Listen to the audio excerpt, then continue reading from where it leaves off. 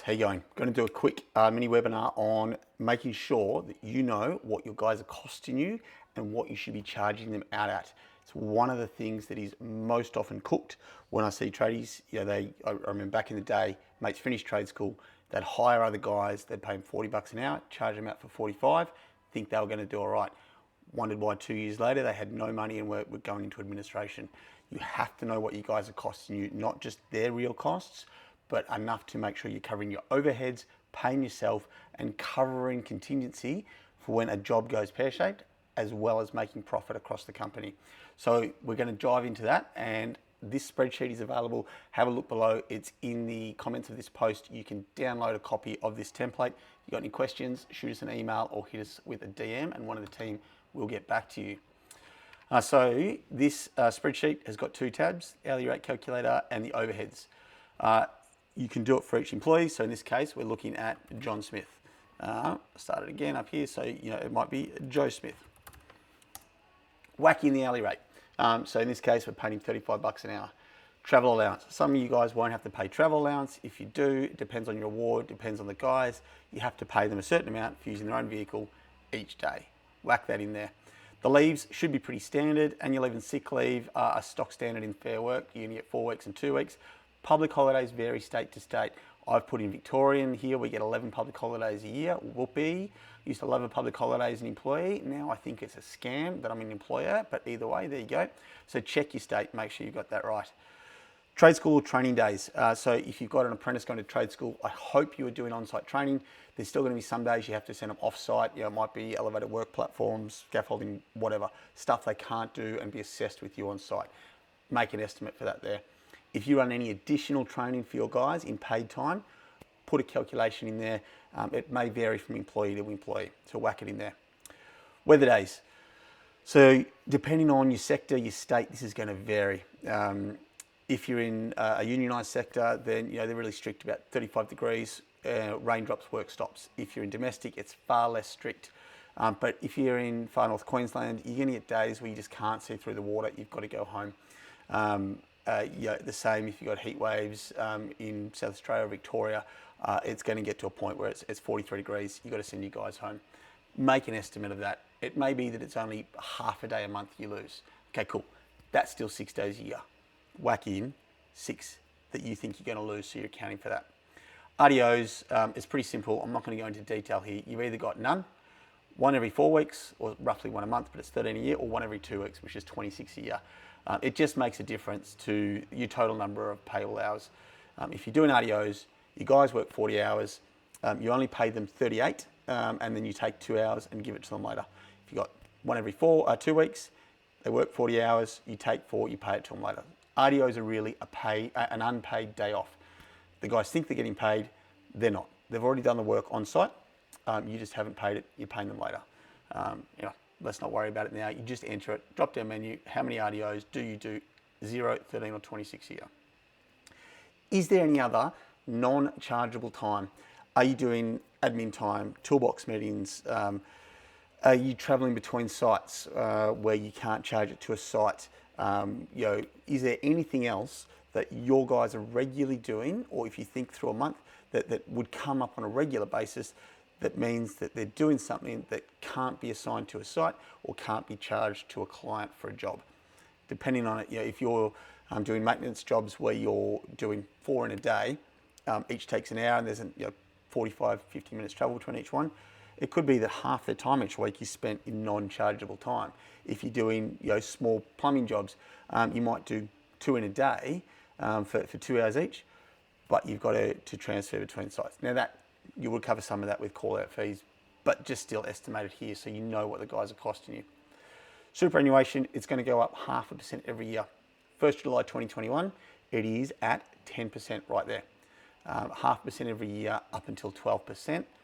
If you're going to be quoting on a big commercial tender that might be 2 years in the future, calculate what your super is going to be then so you're getting it right.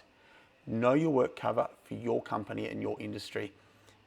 It is really, really different from fencers pay a ridiculous amount, like 9%. Plumbers pay like 2%. So it depends on your sector, your industry, and if you're big enough, you will have an individual work cover rate. That is total wages bill, total subcontractors bill, plus super. You'll pay a percentage of that because they calculate that's the percentage of time that you're going to have guys off injured. You don't have a choice, and trust me, it's much better than finding guys that are injured. I had a guy who dislocated his shoulder because he sneezed, walked onto site on a high pollen day. He dislocated it like 16 times before or something silly. Sneezed, hadn't got a tool out yet. I had to pay 90 grand in surgery bills, and he was off work for 9 months on full pay. If you want to get me started on a topic I'm passionate about, talk to me about that sometime. Payroll tax, I love this. If you employ enough people, you will get taxed extra. Once you have more than $500,000 in wages, the government pays you, it makes you tax more for the state revenue office, not the ATO. Again, go figure, the more successful you are, or the more guys you employ. Doesn't mean you're more successful, you might be making no profits, they're still hitting you with more cost. If you're there, honestly, good for you. If you're paying more than $500,000 in wages, work out how much you're paying on that. Co-invest, it is a portable superannuation. It's mandatory. If you're big enough, you'll be paying it. If you're not, you're going to get hit with it at some stage. It's worth calculating it. The annual cost here for Joe Smith is just under 85 grand a year, and his total billable hours are 1421 a year. So 52 weeks a year, 38 full-time hours a week. You've got 1,960 hours that you have to pay Joe for each year. He's only working for you for just over 1,400 hours a year. So the rest of the time that he's getting paid and not doing any work, or not doing work that you can charge for, he has to cover those costs when he is working. So straight away, just for the leave, the training, weather days, and super costs, he's got to earn $53.10 an hour when he's on site to cover the $35 an hour that you're paying him on site. Annual overheads. Easiest way to do this, we have got a separate tab here for overheads. If you have been doing this for more than a year and you've got all your stuff in Xero or some other online system, download it. I'll show you. We used to have multiple companies for different sectors. We siloed them. This is one of our companies from 2019. Our total revenue for that company was just over 5 mil.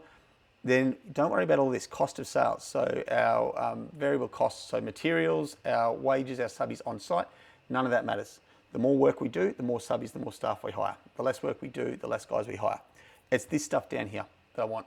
Accounting fees, cleaning, management costs, management consulting, you're going to have including costs for managers and admin. So grab that figure, 955,441, whack it in there. If you don't know that, come through here. You can add all of these. These don't count. That's why they're in grey. You can put them in anyway just to make yourself feel happy. Put in all of the costs as you know them. If you've got an estimator paying 60 grand a year, put in 60. He's going to have super, which is going to be another 10% of that, and so on. This is percentage of annual salary spent off the tools. If you want to pay yourself 100 grand a year,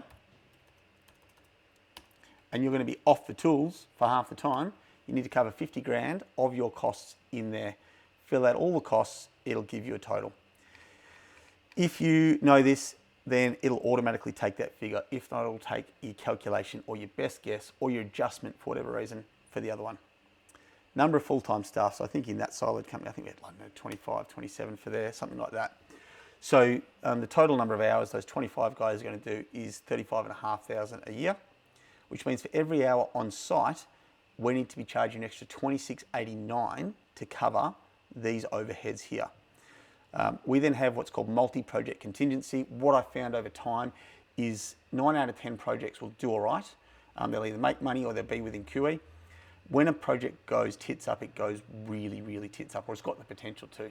The guys realise there's no chance of bringing it back on budget, they give up, or the estimators absolutely balls it up, or it's just, you've got the nightmare supervisor or the nightmare client that you got to park the stuff 300 metres down a muddy driveway and haul it up freaking a massive hill. Whatever it is, it goes pear-shaped and you lose lots of money on every 10th job. There's no point in having all your other profit wiped out on that. I found over time we use 7%, but you can put in a contingency there if you want. 7% worked for us for all the other projects to make sure that we were still covering on the 9 out of 10 projects that went well, covering enough and putting it aside for the 1 in 10 projects that went really, really crap. So our break-even rate here for Joe Smith is $83.71 an hour. That's what he needs to earn every hour he's on site, just to cover his costs, his leave, the overheads, the estimators, whatever other costs you've got in your office, me sitting here, being a dead weight overhead rather than out on site swinging a hammer. He needs to earn that just to break even. Before I've made a cent of profit, Joe needs to earn $83.70. It's a bucket load more than the $35 an hour I'm paying him. I want to make some money on him. You may say 20%. Sweet. If you're making 20%, laughing. Don't change what you're doing. We used to target 12. We'd get 7 to 8. But, we were doing big figures. So we ended up doing 20 plus mil a year turnover. And we were trying to make 12. That's where we consistently targeted. We ended up annually about 7 to 8, which wasn't disastrous. But, construction's a low margin game, so it's not disastrous. But figure out what you want to target. And that gives us a charge out rate for Joe of $95.13 an hour. If you're going to make 20%, you want to charge him out at basically $105 an hour. If Joe's a subby and you're paying him, say, $50 an hour and no travel, you can still use this. Obviously, you're just not going to pay him any leave. If there's training days, weather days, he doesn't get paid. If you're going to pay him to do travel or toolbox, you still need to pay him. There's no super, or you may be paying him super. You won't be paying him co-invest, but you may be paying him super and work cover. So whack those in there. You still need, even as a subby, paying $50 an hour with no leave, you need to cover his non-chargeable time, super and work cover if you're paying it for him. You still need him to cover some of your overheads and your contingency for the projects that go pear-shaped. And even if you're doing small jobs, that's the one where you allow 4 hours or something goes wrong, you've got to go back to make the client happy, spend an extra 2 days that you didn't allow for. Put that in there and your profit margin. So even though it's slightly less, at a $50 an hour rate, you've still got to charge Joe out at $102. So hiring someone at $50 an hour as a subby and charging them out at $55, you are on a hiding. You are going to lose money. So make sure you know this. If you have any questions on this, guys, I know I've done it really fast and just smashed through it. If you've got any questions, shoot us a DM or an email. The other thing you can do really quickly is you can simply right click on this hourly rate calculator here and move or copy and create a copy of the tabs. And then I can call this one, rename it as Joe Smith. So I can keep each of my, I'd end up with 25 tabs there for each of my guys, and I can go back and review them if I give them pay rises or things change. Any questions, guys? Let us know.